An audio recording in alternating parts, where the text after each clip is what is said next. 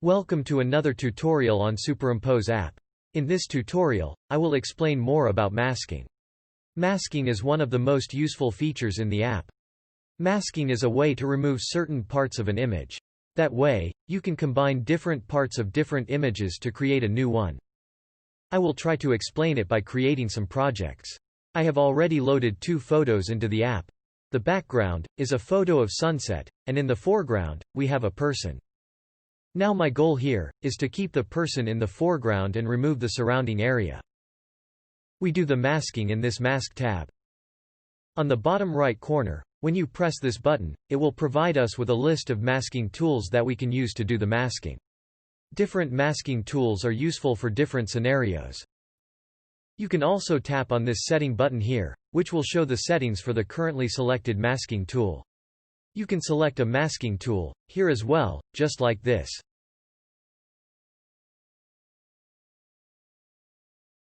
The simplest masking tool is a brush. Using the brush, you can brush around the image to mask it. I will explain all the different masking tools later, but for now, let me mask some portion of the image using this brush, so that I can explain some more concepts before I get into the details of each of those tools.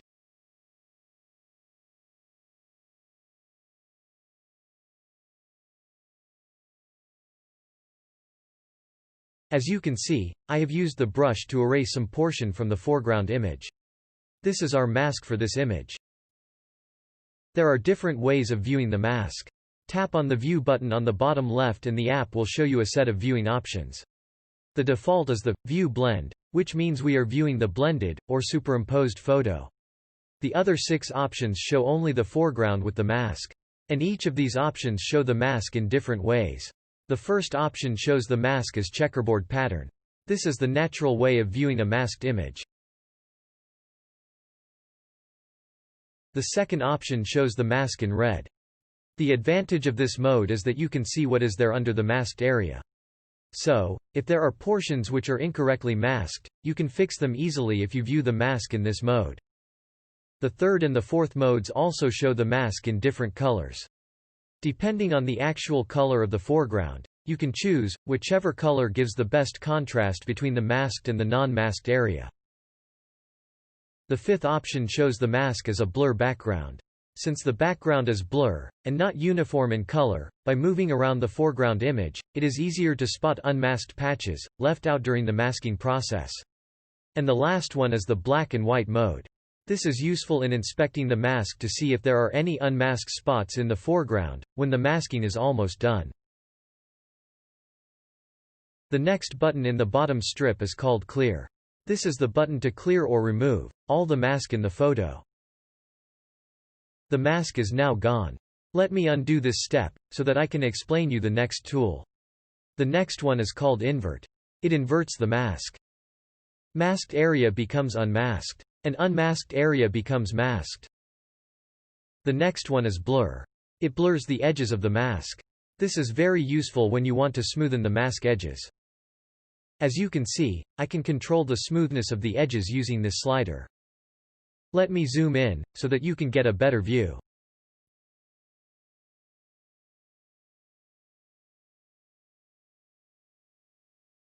Now let me move on to the masking tools. Let's start with the brush. It is a very simple, yet a very useful tool. Just brush around the image to mask it.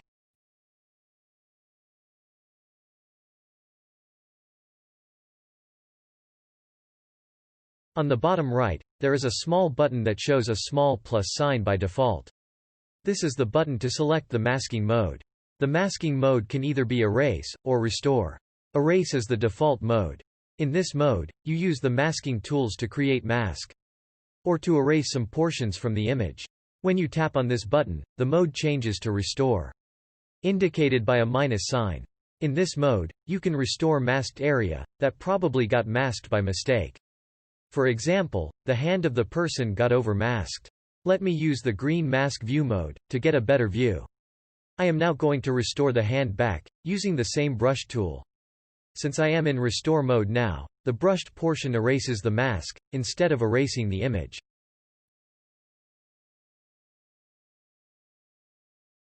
I can switch back and forth between these masking modes to refine my mask.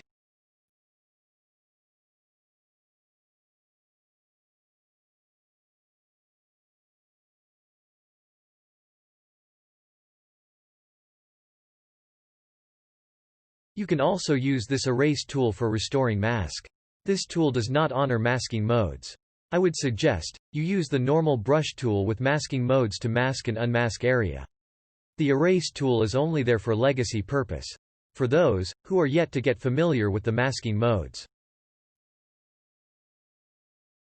In the brush settings, you can change the brush size using this slider.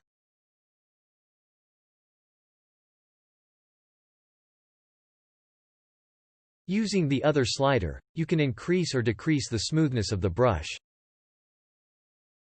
See, the brush is now much smoother. You can also choose between a normal brush and a feathered brush. Feathered brush is a very soft brush. You can use this brush around the edges of a mask to make the transition very smooth.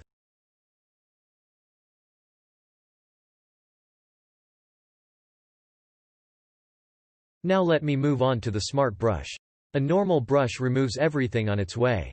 But the smart brush tries to guess what is outside the object you are trying to cut out, and what is inside of it. And then tries to remove pixels outside the object. It does so by looking at the color of the image, which is at the center of the brush. It assumes that the pixels matching that color are to be removed. I am going to apply the brush around the face of the person. While using this brush, try not to move the center of the brush into the object that you are trying to cut out.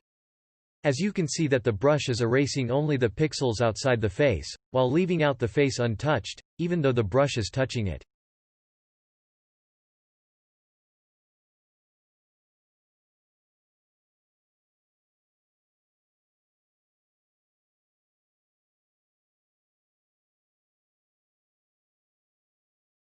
The brush has couple of settings. You can change the size of the brush. You can also play around with the strength. Stronger it is, more color tolerant it becomes, erasing more pixels. There are two options called dynamic mask and mask one color. Dynamic mask is when the masking color keeps changing dynamically, based on where the center of the brush currently is. That is the default behavior. In mask one color mode, it erases all the pixels that matches to the color of the first pixel that you touched. I am selecting this mode now. Now let me start at the lighter area of the image. When I move the brush, it is erasing all the pixels matching to the light color, where I first touched. But when I move towards the darker area, the brush is not erasing anything. Let me clear the mask again. And this time I am starting at a darker area. As expected, it is now erasing only the darker pixels.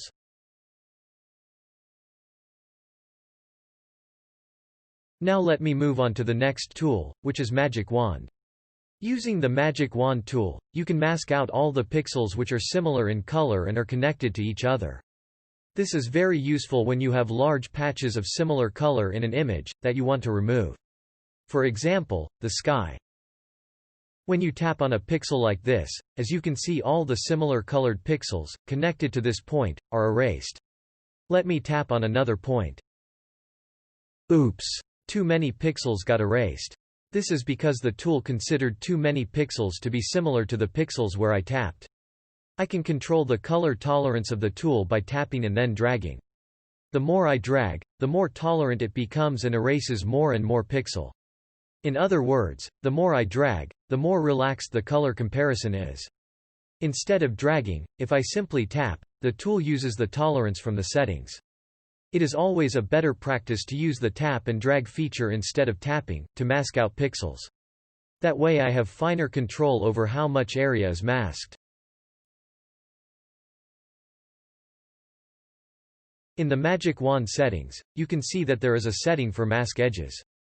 There are three options: hard, smooth and feathered. Smooth is the default. By default, the edges of the mask, while using this tool, are smoothened out. In hard mode, no such smoothing takes place. Let us see how the edges look in hard mode.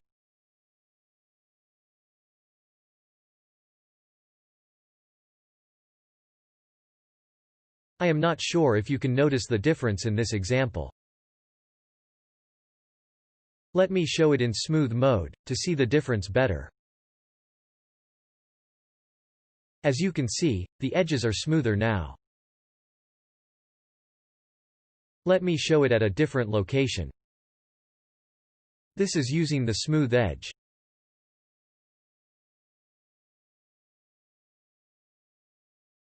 And now, this is using the hard edge mode. The edges are kind of jagged in hard mode.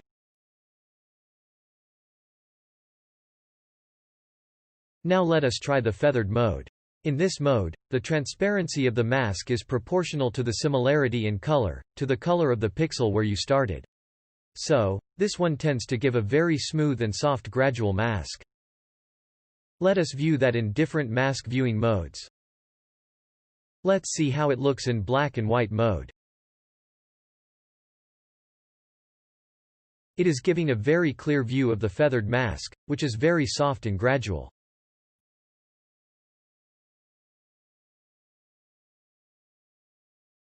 That is all about the magic wand. Let us move on to the next tool. The next tool is called the color range. The color range tool is very similar to the magic wand. Only difference is that it masks all the pixels which are similar in color, not only the connected ones. I tapped on the bottom of the image on a dark pixel. All the dark pixels got masked out. The head of the person is not connected to the dark area below. But even then, the head got masked out. In Color Range tool also, we can use the tap and drag gesture to gradually change the color threshold. I have selected a pixel on the right-hand side of the image, but similar colored pixels on the left-hand side, which are not connected, are also getting masked. This tool is useful in masking out similar colored pixels in the entire image. Let's move on to the next tool, which is Magic Lasso. This is a very useful tool to cut out a distinct objects from an image. Like this person. To use this tool, you need to draw a boundary around the object that you want to cut out. To get a better result with this tool, you need to be careful that one side of the painted red brush stroke is inside the object you want to remove, and the other side is outside. Another trick to get a better result is that, when you reach a part of the object where there are finer edges, like the face of this person, you zoom in and do a better marking around the contour of your subject. You need to keep in mind that the border should make a complete loop. It should not be broken in between.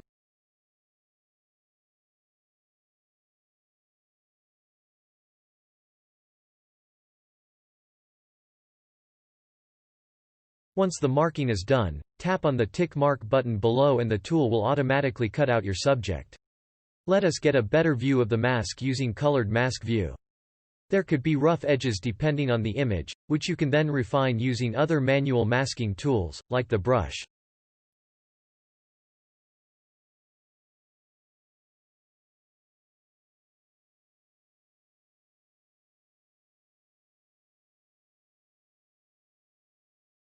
It is very difficult to get a better result around hair or animal fur, using a brush.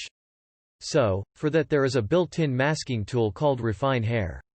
Once masking is done, you can use this tool to mark the rough edges of the hair. You need to paint the area of the hair which is not masked properly. And then, press the tick mark button over here. As you can see, the hair is now masked very nicely. Let us compare the before and after the hair masking tool by doing an undo and redo. Let's do the same in black and white mode. Yes, in this mode, the difference is very noticeable.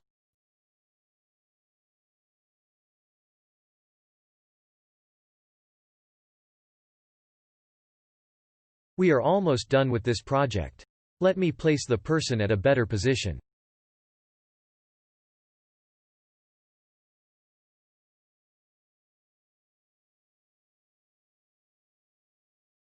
And then, I am going to make it completely black to give it a silhouette look.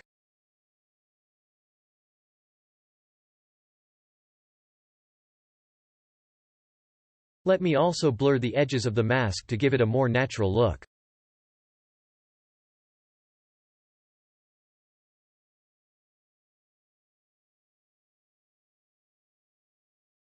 And our project is completed.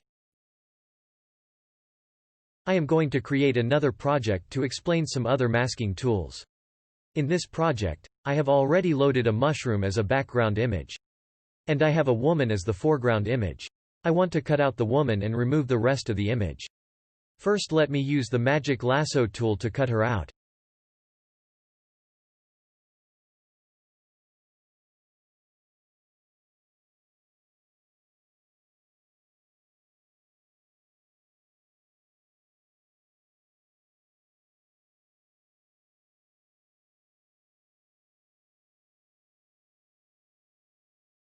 And then, I am going to refine the mask using brush.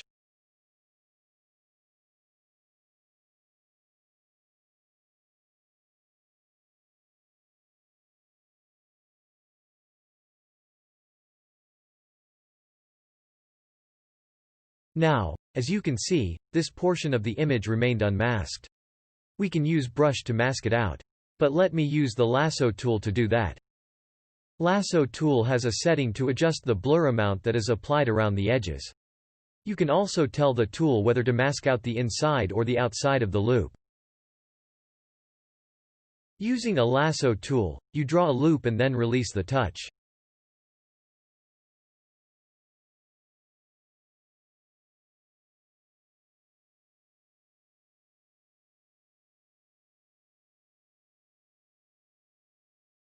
And then the area inside the lasso get masked, just like this.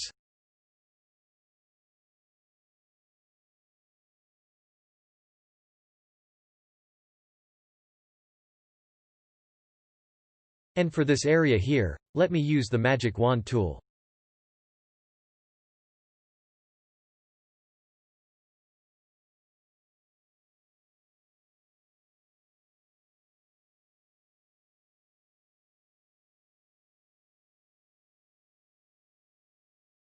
And I am going to use the Refine Hair tool to refine the mask around the hair.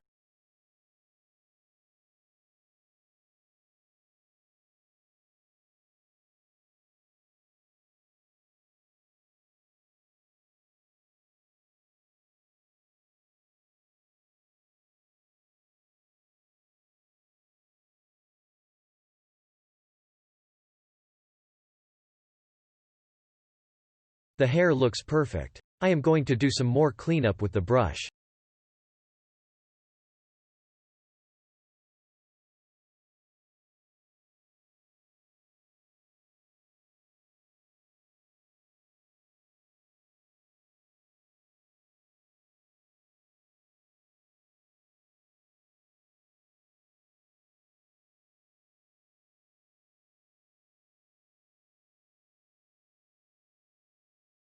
While using the magic lasso, I missed out on the book. Since the book has almost straight edges, I can use the Polygon masking tool to erase the mask. Let me change the mask mode to Restore, since I actually want to remove an existing mask. With the Polygon masking tool, I can tap and keep adding points of a polygon. I can also use the Thrash Can button to remove the currently selected point from the polygon.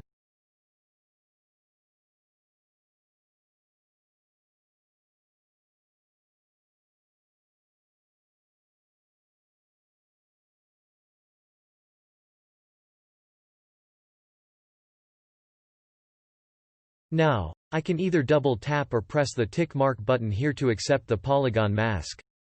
Perfect. Let me place her at a better location.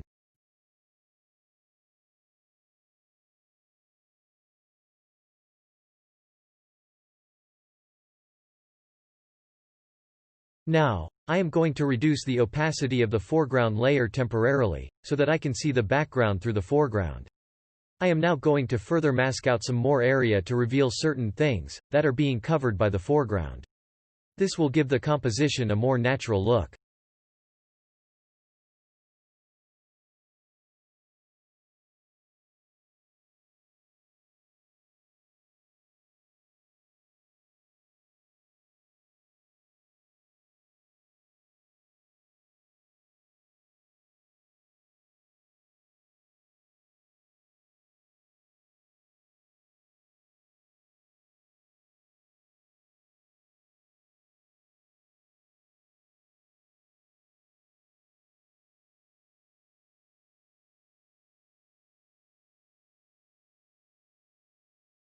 Let me go back, and reset the opacity of the foreground back to fully opaque. I can merge the foreground into the background and then apply some effects to the whole image to spice it up.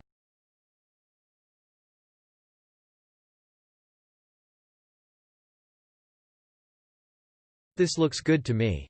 I am going to save it now.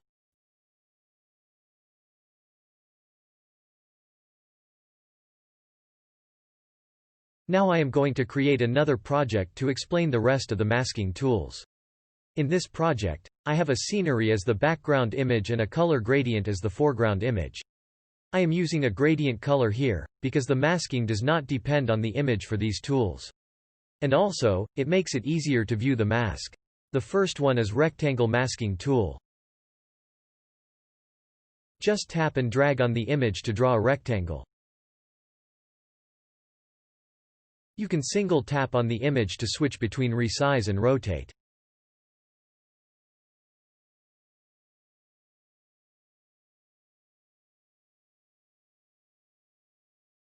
In the settings, you can smoothen the edges and adjust the corner radius of the rectangle.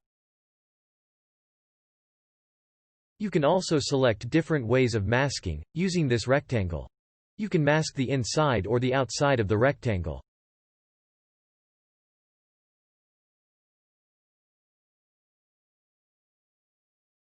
You can also make the mask a gradient, both inside and outside.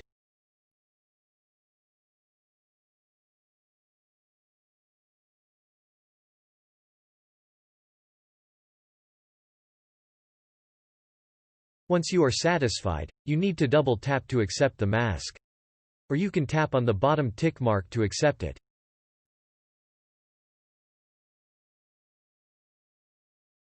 Then we have the Ellipse Masking Tool. This is exactly the same as the Rectangle Masking Tool, but elliptic in shape.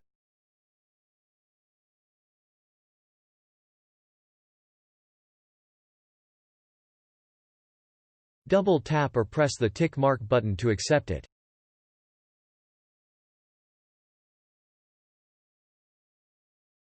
Then we have the Linear Gradient. You can create gradient of mask using this tool. It can be used to create a kind of double exposure image. You can control the gradient using these control points. Double tap or press the tick mark button to accept it. The bilinear gradient is similar to the linear gradient, but the gradient extending to both sides. We can adjust the gradient using these 2 points and the 2 lines inside. Double tap or press the tick mark button to accept it. Finally, we have the Radial Gradient. You can create a radial gradient of mask using this tool. Double tap or press the tick mark button to accept it. Then we have the Image Masking Tool. You can load an image and use that as the mask for the foreground. The image is first converted into a grayscale image to create the mask. You can control the brightness and contrast of that grayscale image in the settings. You can also invert the mask image in the settings. And then you can move around the mask, just like in the transform section. Remember to double tap or use the tick mark button to accept the mask. This looks good. I can drop a shadow from the foreground to give it a 3D look.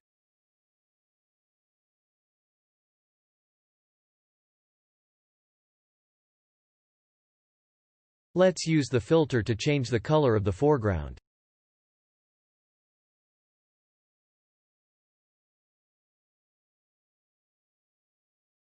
And let me save it.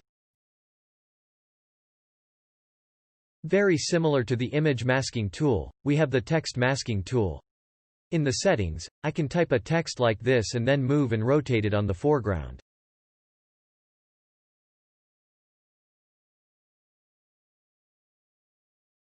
Again, you need to either double tap or use the tick mark button to accept the mask. I will drop a shadow to give it some depth. That is all we have in the masking tools. Finally, I will show you one more way to play around with mask. When you already have a masked foreground, you can replace the image while retaining the mask to create some cool effect. Let me demonstrate that with this project. I already have a masked foreground, a silhouette of a man. Now I am going to load a new foreground. And when I already have a mask, the app will ask me whether I want to retain the mask or I want to replace it with the one on the new image. I am going to choose replace but keep the mask.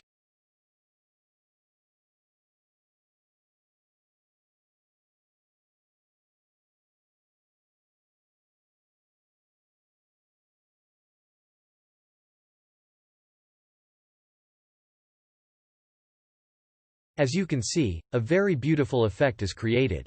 I can now do some more changes to make it look better.